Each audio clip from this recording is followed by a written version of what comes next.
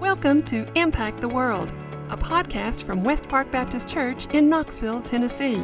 This is where we discuss topics related to how we can all love God, love people, and impact the world. Here's your host, Tara Hayes. I'm your host, Tara Hayes, and I'm excited about today's topic. I have 4 people in the studio with me today. This is probably the biggest group I've ever sat down with and recorded at one time.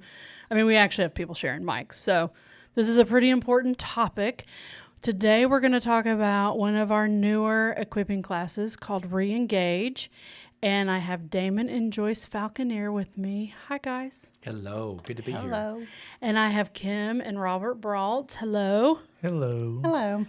And Matthew and I have gone through this class. Well, let me back up just a little bit. So back in the fall of last year, Damon and Joyce approached us and said, hey, we have an opportunity, and asked us to be, Matthew and I, my husband, to be a part of this class, ReEngage, and asked Kim and Robert, and it's kind of grown from there, and we are all very excited about this class and what God is doing in this class. And so we kind of all foresee it as a thing that will go on for quite some time, Lord willing. So we thought we'd take the opportunity to sit down and chat about what is ReEngage, what do we cover, who's it for, when does it meet, all the basic kinds of things about ReEngage. So I'm just going to throw it out there for anybody, but let's just kind of give a general overview of the class. Or maybe even, Damon, you want to talk just very briefly about how did you even find out about ReEngage? Because you're the one that introduced us to this. Yes, my son and daughter-in-law took it in Cookeville, First Baptist Cookeville, and they really enjoyed it, so we checked into it. So if you want to look online, go to watermarkresources.org. It's in 700 churches around the United States right now and growing. It's been very, very good to be a part of it, and we have the manuals, and we've enjoyed it in our marriage. Yeah. Well, I can, I'll add that to our resources on our show notes, a link to that if people want to check that out, where it started from. But then you introduced it to our church and picked some people and kind of give the little background of what your idea was in picking some couples in the beginning and what's going to happen kind of in the future as we continue to move forward. So we talked to the pastoral staff, and we talked about doing a pilot class where we asked 7 couples, including ourselves, to do the pilot class together. Kept it kind of quiet around the church, but we wanted to develop leaders in the class. So of that pilot class, 6 of the 7 couples went on to either retake it or become co-leaders. And so in the fall, this past fall, I should say spring, I guess, we just finished up with 10 couples in our first large class that was opened up to the church. Yeah, I was excited to be asked about to be in the class. I know it has meant a lot to you guys, Kim and Robert. Do you want to talk just a little bit about your initial thoughts about the class? Or Sure. Just so y'all know, I'm a crier, so if I start talking... Listen, I'm a reactive crier, because if you cry, then I'll probably cry. And I cry on this podcast all the time, so they're used to it by now. But we're really excited. Kim and I are blessed to have a wonderful marriage, and we just believe that this is truly important. We worked a lot on our marriage before we even got there, so that we felt like we were kind of ready to do this, and we were going to base everything off of the Bible and how it's laid out. And I think ReEngage does a great job of pouring that into us as we go through these chapters. Yeah. I think for me, the other part is understanding how important marriage is to a community and to our country. Yeah. And, marriage feels like it's under attack. So anything we can do to help other couples strengthen their marriage, to be an example for their children, their grandchildren, for their neighbors, then we want to be part of that. So we were really excited about the opportunity to learn more, bring it into our marriage, and then share it with others. Yeah. And I think we all realize that how much marriage is under attack, and it's not just outside of the church, it's especially in the church. I feel like a lot of times on Sunday mornings when we come, we all kind of present this, everything's great face. But the reality is even good marriages have struggles in certain ways. And I feel like this class was really an eye-opener in a lot of different ways for every couple that I've talked to that has taken it, whether you have what you think is a great marriage or if you just flat out say, man, we're in trouble. I feel like they've taken this class and have gained something, have moved forward a little bit, if not a lot. Yeah, we had some that had mentioned that they didn't realize that they had these things to work on. Yeah. They had never brought these subjects up or were openly talking about them, and that helped. Yeah. Yeah, we had some people like that in our class too. It was funny because in a few minutes we're going to kind of talk through the subjects that we cover in the class. But we had some people in our class. There's one particular chapter on brokenness where they talk about like things that you carry into your marriage that you don't even realize, like brokenness as in sin. And they were like, I didn't know that was a sin. I didn't know that was wrong. I didn't know that could be affecting my marriage. I just thought that's the way I was, or that's my personality or whatever. And we've had several people that they were like, I had no idea that that's what that was, and that's how it was affecting my marriage. Yes. So I think one of the interesting aspects at the beginning of the class, they make you take this, they kind of make you rate your marriage. Like, am I a 6 out of 10 or a 2 out of 10? And then you go through the 14, 15 weeks of the class, and then you rate it again. And I think we've talked, Damon, a little bit about, like, most people have talked about how their marriage has moved up. Yeah, 2 points is the average. Yeah. Yeah. So, well, let's talk a little bit about some of the topics that are covered in the class. I think some of you all brought the book. And so tell us how many weeks, and then I think we can hit some of the big topics. I feel like they're all big, but I think some of them are really significant. Well, it covers love, of course, defining that, which is important to know. Brokenness, and we all are sinners, so therefore we're all broken and have issues to work on.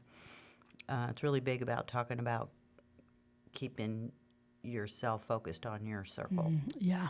on the things that you need to work on. Grace, we all have to give grace as Jesus does for us. Humility, we have to, admit the things that we do wrong, humble ourselves to work on them.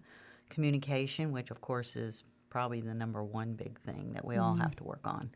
Forgiveness, that's extremely hard in our culture. Making amends, reconciliation, commitment, are we committed to our marriage? Expectations, that's where I think most of us fail at the very beginning of our marriage. Yeah. Is having expectations that the other person doesn't even know. Emotional intimacy, sexual intimacy, and spiritual intimacy. And then lastly, invest, which is Yeah. how much we're going to invest in this. Are you going to stick with it kind of thing? Yeah. So, yeah, you had something to say, Robert? I was just going to say, when we went through all of these, the first time before we were leaders, we have to answer all the questions just like everybody else. The next time, for the people who retook the class, or even the leaders ourselves, we went back through those questions and answers. And sometimes the answers were different. Yeah. Or, yes, we solved these particular items, and now the answer's different. Yeah. And we have a little more to work on. Or, this has gotten so much better based off of what we've learned in these classes. And I just think it's important, even if when you take this class, Yeah, I like that. When? that you keep your materials and you touch base on it on a quarterly basis. Oh, yeah. Let's go ahead and go through those lessons again, at least through the question and answer time, and see what we need to reapply in our lives. You need to be intentional. Yeah. Yeah, I think one of the great things, a couple of things, I know some of the people in this last round of classes where Matthew and I were kind of co-leading a group, many of them said, we're going to keep our book. We're going to go through it again on our own. One couple in particular loved the class so much, and they were like, we kind of felt like we were drinking from the fire hose. You know, you do. I mean, it is a lot of information. And she was like, I think we're going to go back and spend like 3 or 4 weeks per chapter and just really do a deep dive, which I think is a fantastic thing. Or, you know, you might pick an area where like maybe you really struggle in communication. But I think, yeah, definitely going back through the class again is a good thing. A good thing.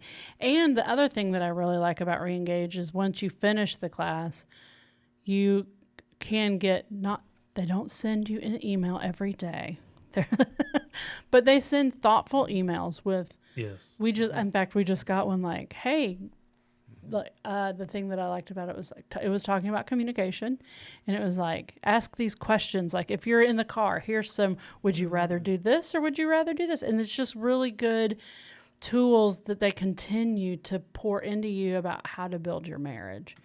And so I think it's a really, really good resource. So what do you all feel like was the most meaningful section that you talked about? I think for us it was communication, and we felt like we did a really good job of communicating, and yet, you know, going through the questions brought out some things that we just never talk about and that have just never said. You know, that could be areas of frustration, but you don't necessarily talk about them. So it's extremely helpful to go through those questions and then share the answers with each other in a very loving way. Yeah. You know, we're not doing it in a contentious way. It's just a conversation. And it was like, you know, Robert at one point was when I was sharing like, I have all these thoughts in my head, and he's looking at me like I have 3 heads. Like I never knew this was going on in your head. And then for him, you know, sometimes I would ask a question and he needed to think about the answer, so he wouldn't say anything because he was thinking about it. Are you even hearing me? Yeah, and that was one of the things I said. And he's like, oh, I do that? So that's something that has completely changed for us, you know. Yeah. And now he knows to say, let me think about that, Yeah. you know, and I'll get back with you. And that's just been really helpful for Yeah. us. Yeah. On that particular one, it was funny because I realized that I was doing it. Even though she had said it, I realized I was doing it when I did it to my boss as well. And I was like, oh my goodness, I didn't answer my boss. I was thinking about it. And then I told Kim, and Kim's like, oh, so you learned it there, huh? You can do it at work, but not at home. Yeah. A light bulb came on. There you go. How about for you, Joyce and Damon? Well, I think mine was emotional intimacy. I had not really ever heard that really phrased before, but I do think that there's a lot of work that has to be done in your marriage to become close. Yeah. And sometimes, as we've been married now 42 years, you can get stale in that and just not work on that. Yeah, and you so can that, kind of get that in a was rut. eye-opening to me. Yeah. Yeah. What about you, Damon? I was thinking about communication, assuming positive intent. Oh, yeah. Matthew and I still talk about that a lot. And it's easy not to assume positive intent. Oh, yeah. But your mate doesn't want to hurt you. But sometimes we assume, a negative intent instead Yeah. of assuming positive intent. Yeah. Well, and I think, too, along with the thing that Matthew and I talk about a lot, assuming positive intent and communicating or listening to understand. Listening to understand. And I think that is a big turning point for a lot of people. Like, you're not just listening so that when they get done talking, you can make your point, which is really kind of the way a lot of communication goes, you know? So if you think about assuming positive intent and I'm listening to understand them better so that I know how they communicate and they know how I communicate, it makes such a huge difference. It really does. I think that's probably one of the bigger lessons in the book, one of the more impactful. Yes. The other is the forgiveness, Yes. making amends, and reconciliation. And I think that is really, it's 3 separate chapters because it's 3 steps. And I think even as believers, we often think, well, I just said to my husband, will you forgive me? And that's not the point. Like, you need to say, I'm sorry. This is what I did. This is how I'm going to fix it. This is how I'm going to change. And so understanding all of that really helps in relationships as well. And I think those were really big, because I think even in the church, thinking through those 3 steps can take a while and take some communication and discussion. So Everyone is going to find, they're like, oh, that was the most important Right. chapter for us, because Yep. humility is a really hard one, or grace is a really hard one. And whatever they need to work on, it's in there. Oh, yeah. I agree. And the thing that I love about this book is the way it builds. It starts with the foundation of love, and explaining to you what true love is, not like, oh, I feel so good. That's not it. I mean, sometimes that is it, but that's not the foundation of true love. But then starting with love and then understanding humility or brokenness, I think is the next one. Brokenness. So it's just the way that it all builds, I think also is fantastic. Fantastic. Well, when I looked around the church to find out, who might be a good candidate for being the pilot class, one of the couples I chose was Linda and John Dizer, and they have a great marriage. Yeah. But they both have said their marriage went up 2 points. Yeah. And they've been married 56 years. Yeah. Amazing. It is amazing. Well, that's what I love too. That's another point I really wanted to make about this class, that it is for people who have good marriages, struggling marriages. It's for people who've been married 2 years, 56 years, 33 years. I mean, we've had every range. Yeah. This last class that Matthew and I were a part of, we had a couple that had been married, I think, 2 years.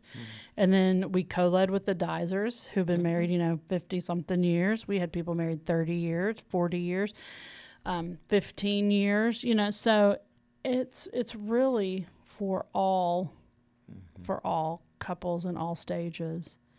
But what I hope is that people are really hearing that this is not just for people who are in trouble that need help. Right. Right. Yeah. It's for people, too, that have great marriages, Yeah. just to polish up little things, Yeah. to stay there, Yeah. And not only that, because they, like you said, they do polish up their marriages, but they're in the class and setting examples for other folks Oh, as well. yeah. Or they have, these backgrounds that are either similar and they've gotten through those things already, Yeah. and can talk to that and speak to that. Yeah, I think that was really interesting. And Matthew and I felt like we had a lot in common as far as how we had approached marriage, like Kim and Robert. We had very similar marriages. But I do, that's what when I encourage people to come to the class, I tell them like, hey, this is a really good time for you to see all kinds of marriages. Yes. And just to learn what other people, how they're doing things or how they're not doing, But it's a really good time just to grow by seeing other couples. So We had someone who was dealing with brokenness in their past, and they were able to give a testimony that they stood in front of everybody and gave this testimony. And there was 3 other people in there that touched, and they were able to speak to that, wow, I didn't realize I wasn't the only one. yeah. Yeah. Yeah, and so many classes you learn from each other, and as everyone's sharing their answers or what they did last week to try to improve in a specific area, it's like, oh, that's a great idea. I never even thought to do Yeah. that particular thing. So it's encouraging just to have those relationships, and we've gotten to know a lot of people through ReEngage that we didn't know. We've been at West Park 2.5 years. I always say we're the rookies in the room usually, but it's been a great way just to get to know other people, develop relationships with other couples, and continue to encourage each other even after the class. Oh, yeah. Yeah, it is a really good connection point. Yeah, I think another thing, and you made me think of it, Robert, one of the big things that comes out of this class is I think a lot of people attend or walk away and think so many things that I thought we were the only ones. You see, like, you're not the only one. Yeah. You're not the only one in the boat having that issue or with that background or that struggle. And the videos are so impactful. Oh, yeah. Because there's people that's in the videos that we're going to show. We'll talk about how it works. But there's people that have been through so many traumatic things. Yeah. And they come out on the other side Yeah. and love the Lord and love each other. Mm-hmm. And that's one of the things I think in our society right now, we live in a throwaway society. Yeah. If it doesn't work, throw it away, let's get another one. You deserve to be happy. And, That's- and you know how that goes. it's just amazing to see, you know, for us as leaders and co-leaders to watch what God's doing. We got a front row seat to see marriages improve, especially last semester. It was a front row seat. Yeah. Yeah. It's really exciting. That is a good segue into, let's talk about what it looks like. Because I know that people are like, oh, that sounds like a great class, but I don't know if how I can walk into the room. And, you know, they kind of want to know what's happening when they come in, what it's going to look like, kind of how it goes. So let's talk a little bit about that, the logistics of the class. Well, so that you understand, your leaders and co-leaders actually meet 30 minutes before each class to actually go over the particular lesson, talk about specific topics, questions, which questions to kind of lean in on. And then when it actually happens, what we do, because it's an hour and a half, we actually need the classes start at 10:45, and it'll run to 12:15, and then so that first 30 minutes we'll have a video and some opening comments, and then you'll go to your rooms. Actually, we'll break up in. Generally, there will be no more than about 5 couples in each room, plus some co-leaders, and in each room, and so we'll separate that out. So you're not going to be in a large group. It'll be a small group with no more than 5 couples. And you stay with that class. And you stay all the way through with that class. And it's critical that you come to every class. Yes. And that you make up the class if you miss it. Yes. So our leaders. There is always that option. Yeah. Our leaders will have you at their house to go over the video and do the makeup with you. So it is very, very critical, and it's really a requirement to make up the class if you're going to be out. Yeah, I think that is key. I don't want to scare anybody off by them thinking, oh, I can't ever miss a Sunday because, you know, people travel and that kind of thing. That is definitely not a problem. You don't want to be missing 3 and 4 and 5 classes, you know, 1 or 2, you know, and make them up. It is a big deal because it is so much. They do build so much on each other. So then once we come and watch, and the videos, what you were saying earlier about them, they really are amazing, and they're so encouraging. And I think you do see these marriages that you think, man, how did they survive? Obviously by the grace of God. And it's so encouraging because you think, I mean, some of these people had really bad problems. Yes. Not your run-of-the-mill, we fight sometimes. These are really bad problems, and yet they, you know, the Lord has healed their marriage, and they've come together, and they're happier than they've ever been, and they're serving Him together. And so I think that video is very encouraging. And then the breakout sessions, I think, are encouraging, and I think it's encouraging to hear from every couple and just be honest.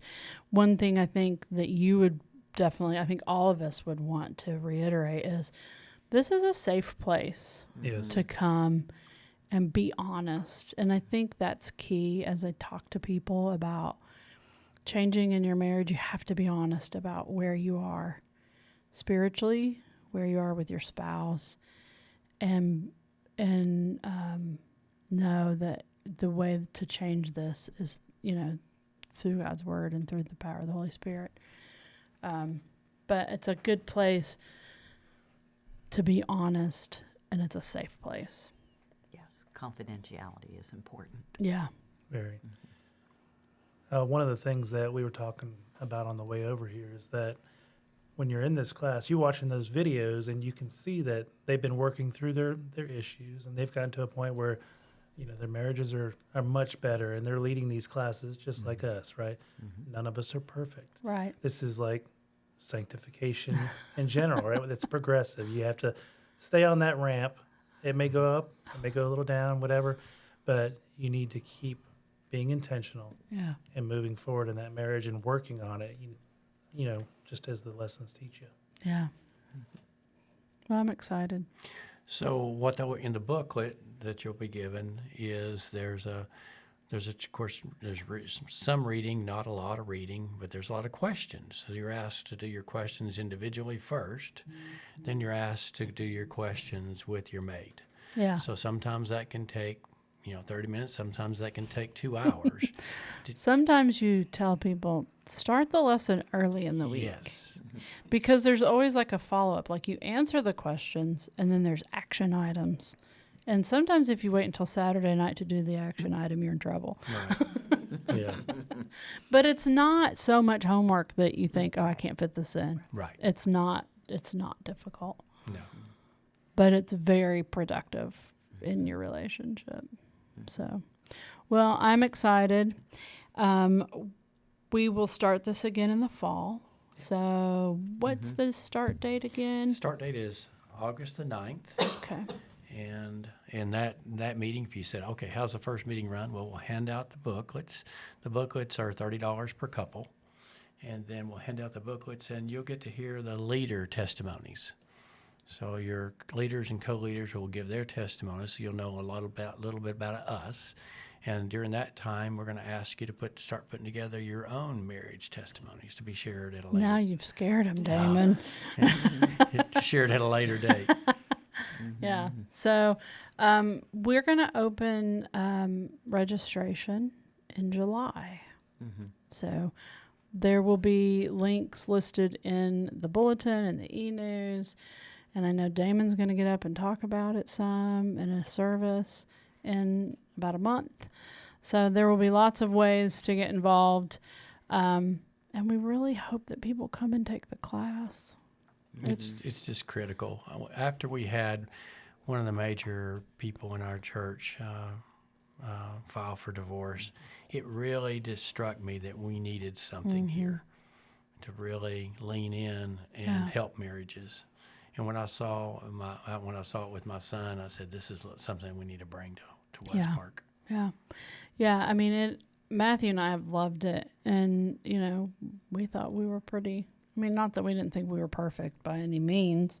We thought we were in a pretty good place, but we really did see improvement and continue to see improvement as we apply. I know you say this a lot, Damon. It's like it's a tool in your toolbox, and it is. It's a lot of principles that you can just keep applying over and over, and it is sanctification as we become more like Christ. So That's right. I'm excited. Is there anything else that anybody would like to share? Nope.